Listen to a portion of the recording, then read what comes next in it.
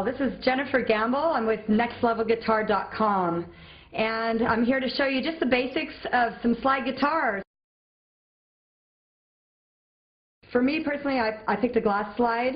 I like the way it sounds. I think you got your choice between glass and metal slides.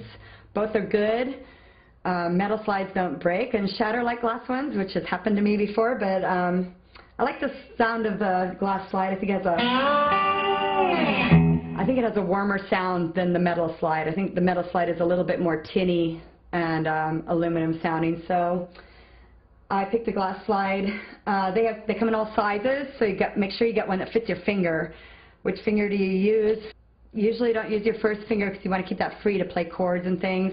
Some people use their middle finger, not very many, but some do. Joe Walsh uses middle finger, and that leaves his third and fourth fingers free and his first finger to play chords.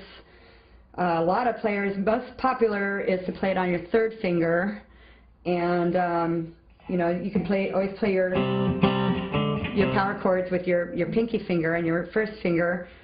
Personally, I play it on my pinky finger because it's my weakest finger, and it doesn't require a lot of strength to play slide guitar. I mean, it doesn't require any strength at all, really, or any dexterity. So I use my pinky finger because that leaves my strong fingers free to play other solos and other chords. Basically, you want to find a slide that's going to fit your finger, the one you want to play it on, and not fall off and just stay there. So I picked a slim one because it's not too fat and it's easy to rest over the frets.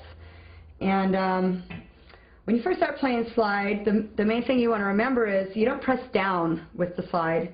You're basically just going to rest it over the strings, not pressing down, not using any pressure, keeping it floating. I even keep my thumb out of the way. If you notice, my thumb is, when I play slide leads, my thumb is out here with the rest of my fingers, and it just leaves my slide free to float wherever it wants.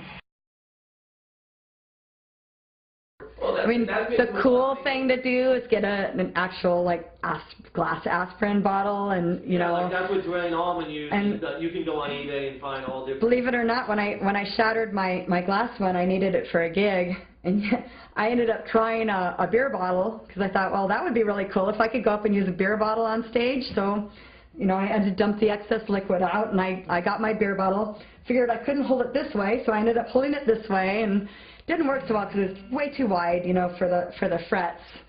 So I ended up going in the back and pulling out my lipstick case, and I pulled out the tube from my lipstick container, which is, I think, plastic, but it fit around my finger, and I was able to use that as a slide. And I've actually heard of other guitar players doing that before, so I actually got that. I think I got that idea from Alex Lifeson. I don't remember exactly who used that the first time, but I know I read that somewhere. Yeah. So when you come to playing the slide, you want to play on strings where you could play 1 or 2 or 3 notes together, because you're basically stuck in this position. You want to have your slide perpendicular to the neck of the guitar and horizontal with the fret. So here's your fret. You want your slide right there in exact parallel with the fret. And in fact, you want to be pretty much on top of the fret when you play your notes. You don't want to be behind the fret. You're going to get a little twanginess. You don't want to be in front of them. The notes are going to be off. So you want to be right on there, and you don't want to press down. So you're just, you know, you're just touching the string with the slide. So here you're playing. I'm just playing right on top of that fret at the 5th fret. Listen if I slide down a little bit. See how it's off? You want to be right on top of that fret. Playing the 2 middle strings right here. If I slide up a little bit, off. Okay, so you want to be right on that fret. You don't want to be angled. You got bad notes again, okay? So you want to be right in parallel with your frets. You're doing your lick.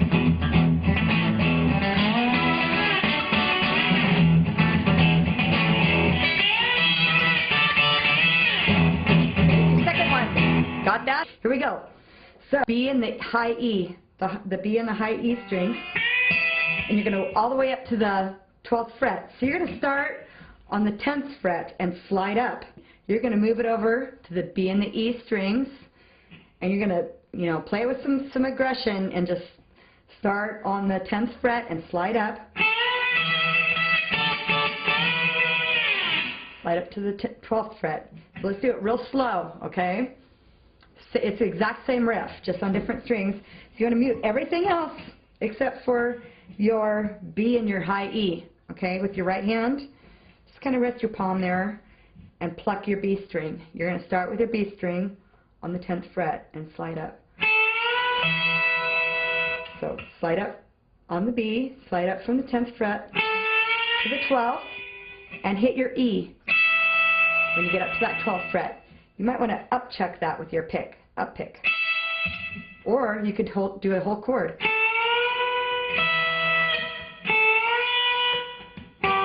I don't recommend going down. Do it up-pick. So, sliding up from the 10th fret to the 12th on the B string. Hit that up-pick on your high E, and then go from there, lift your slide off the neck, mute your strings, press it back down to where you started on the 10th fret, and then just do that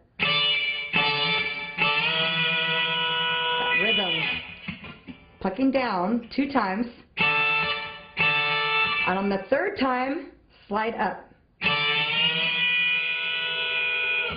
Got that? So it'll be something like this.